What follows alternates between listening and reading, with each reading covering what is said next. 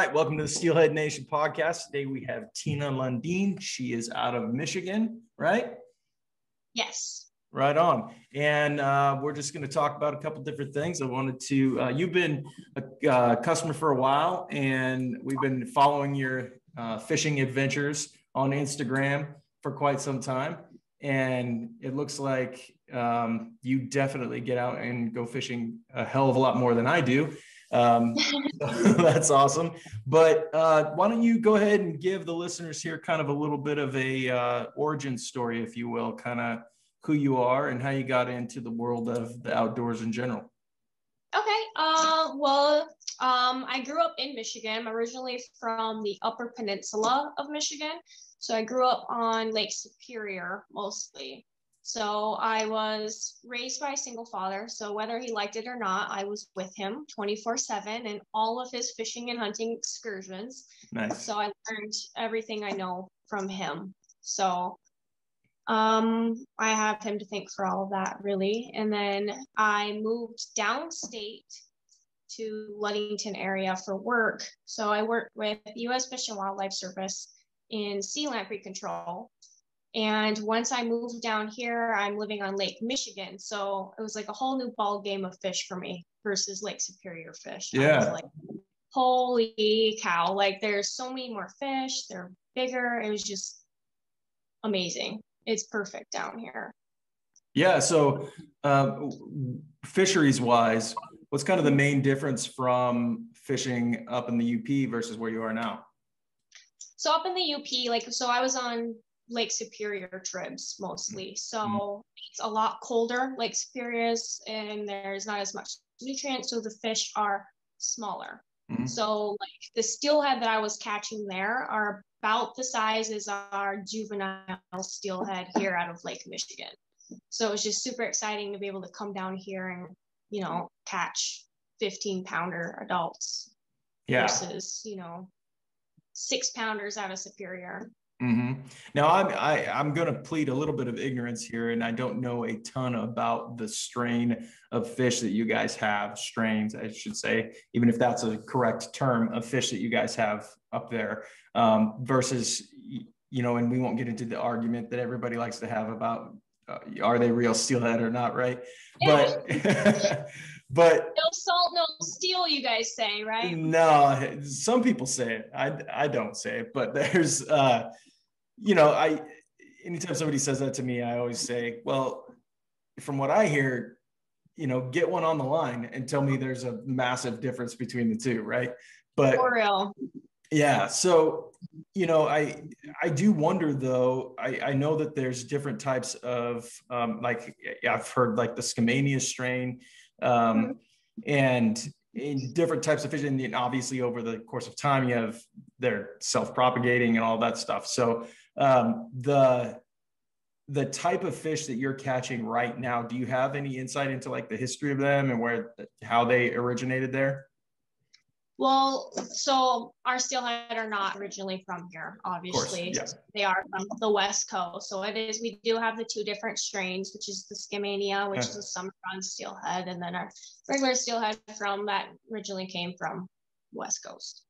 And then now there's, I would imagine over the course of time, there's been, like all species, they evolve, right? Yeah. And then I would imagine their tastes evolve, so to speak. We have that here where, a tactic that worked 20 years ago on the coastal rivers here in Oregon doesn't necessarily work that well anymore. Yeah. Is that something that you've kind of come across in your time fishing? From talking to old timers, definitely. When they ask me what's your favorite tactic, and I'll say beads, and they just give me the face. And I'm like, well, back in my day we just used a night crawler. I'm like, what? In the long scheme of things, it's fish, and they all eat worms, so probably. Well, that's an interesting thing too, because over here on the West Coast, the worm game is taken off. It's something that, especially in Washington, I know there's a lot of people that fish worms now that never used to. And I'm curious, is that something that you find works for you over there just as well as beads, or?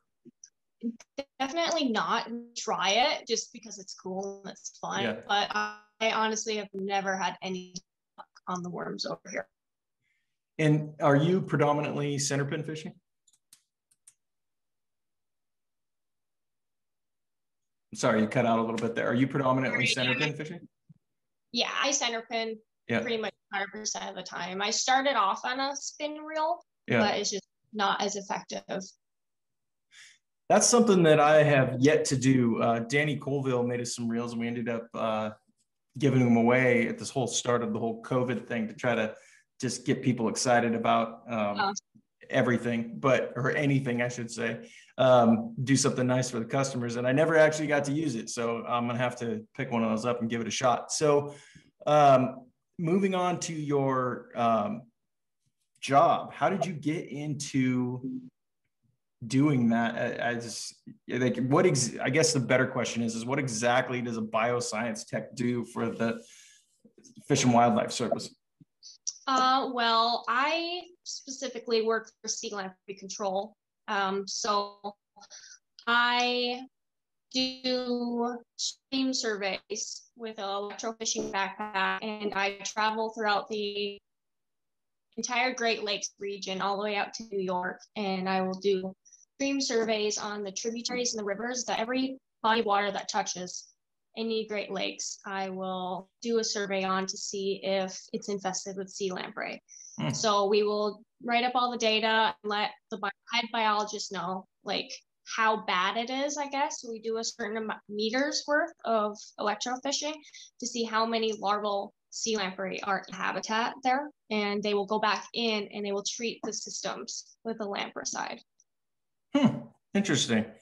And is that like I know there's a lot of positions, friends of mine that work for state Fish and Wildlife, and just out of curiosity, is that like a full-time gig for you, or is it like part-time? It's full-time, but in the summer is when we travel.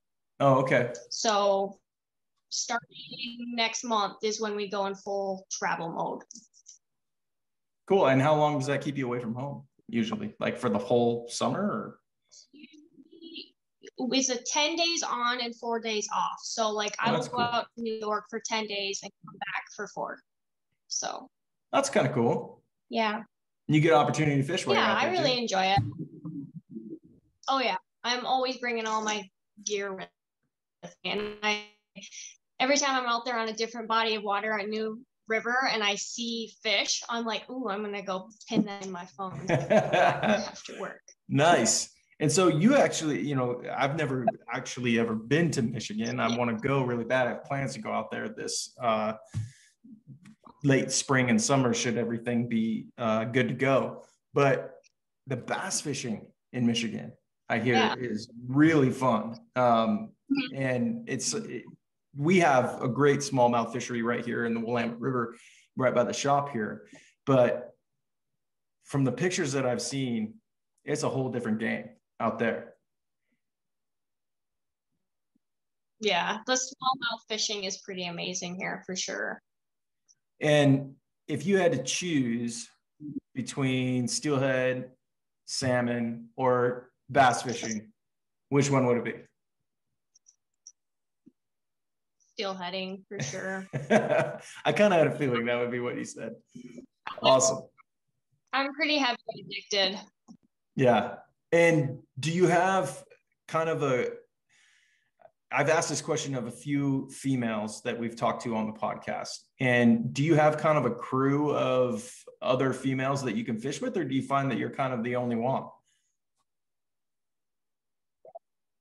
Just recently, I have started actually acquiring more friends. Like when I first moved down here, it was me. I was solo fishing. I had a lot of male buddies that we would fish with. And then my girlfriends would come up to me like, will you teach me? I'm like, of course. So like recently I've had like more and more females message me asking if I'll take them out. And I'm like, of course I will. So I've acquired a lot more female friends lately, which has been really, really nice. So it's actually really hard to come by. Mm-hmm. Yeah, I've heard that, and I sometimes wonder if it gets kind of just, for lack of a better word, kind of annoying to not have as many female anglers that you can go out with, you know. But that's really cool, and I would imagine, I would imagine that for you, that there's probably, you know, congratulations on your recent engagement. I would imagine there's probably some couples that you guys can get out and go with, right? Yes, of course. Yeah. Which is really nice. Cool. So in Michigan, I know that there is tons to do outside. And obviously fishing is one of them, but I also noticed that you do a lot of like upland game bird hunting. Is that something that you learned that you've been doing your whole life, or is that a recent thing? Yes, that's definitely something that I've been doing my whole life. Like a grouse is the first upland bird that I've ever shot, probably when I was 7. When I grew up in the UP, there's just grouse everywhere. Everywhere. So we had camp up there. So me and my dad would go and spend the weekends out there and go grouse hunting all weekend. Nice. And is that something that you like? I guess the question is, your introduction to hunting, what is the legal age that you can? I got my hunting license when I was 8 years old. You know, it keeps changing, because my little sister, she's 14 and she went through hunter safety at 13. But I think as long as you have a guardian, you're okay. Way below that, for sure. Is that something that you can, I mean, obviously you do it as much as you can, but is that like a passion of yours? Like as much as everything else that you do in the outdoors, or is that just kind of like a fun aside? It's definitely something I'm passionate about. Like turkey hunting is something that I'm really big into.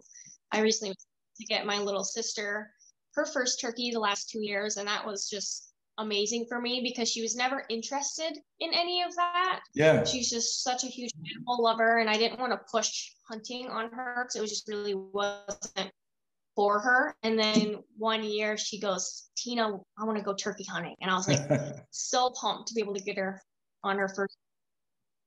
Nice. And how much younger is she than you?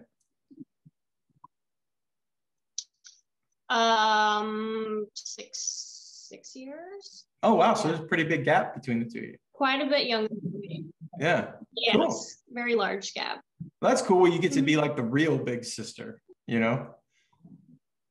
Yeah, I agree. It's like kind of in the middle where I'm either like the really cool older sister or like the mean mother figure to her, because it can always be fun. Yeah, understood. Well, in the world of fishing, what is your absolute, like, I gotta do it before I die trip? Like, what is the number one thing that you could do if somebody gave you $20,000 and said, "Here, go wherever you want and go fishing"? What would you do? I think I would go to Belize and go try and catch permit, tarpon, and bonefish on a fly. That's like one of my biggest bucket list trips that I want to do, is to target all 3. That'd be cool. Belize, I got some buddies who have been. They say it's amazing. Yeah. Awesome. Yeah, I know. I want to go so bad. Well, cool. Listen, we like to keep this short and sweet and just kind of introduce people to our people. And I appreciate you taking the time talking with us.